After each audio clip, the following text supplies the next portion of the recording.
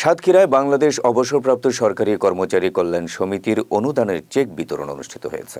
সোমবার দুপুরে জেলা প্রশাসকের সম্মেলন কক্ষে এ অনুদানের চেক বিতরণ করা হয়। বাংলাদেশ অবসরপ্রাপ্ত সরকারি কর্মচারী কল্যাণ সমিতির সাতক্ষীরা জেলা শাখার চেয়ারম্যান মোহাম্মদ আব্দুর রব ওয়ারসির সভাপতিত্বে ও সাধারণ সম্পাদক ডাক্তার এ.কে.এম. আব্দুর রাজ্জাকের সঞ্চালনায় এতে প্রধান অতিথি হিসেবে উপস্থিত ছিলেন সাতক্ষীরা জেলা প্রশাসক ও বাংলাদেশ অবসরপ্রাপ্ত সরকারি কর্মচারী কল্যাণ সমিতির সাতক্ষীরা জেলা শাখার প্রধান উপদেষ্টা মুস্তাক আহমেদ। বিশেষ অতিথি হিসেবে উপস্থিত ছিলেন অধ্যাপক মোজাম্মেল হোসেন। এ সময় আরও উপস্থিত ছিলেন বাংলাদেশ অবসরপ্রাপ্ত সরকারি কর্মচারী কল্যাণ সমিতির সাতক্ষীরা জেলা শাখার যুগ্ম সাধারণ সম্পাদক মোহাম্মদ আব্দুল মজিদ, কোষাধ্যক্ষ মোহাম্মদ আব্দুল সাত্তার সহ আরও অনেকে।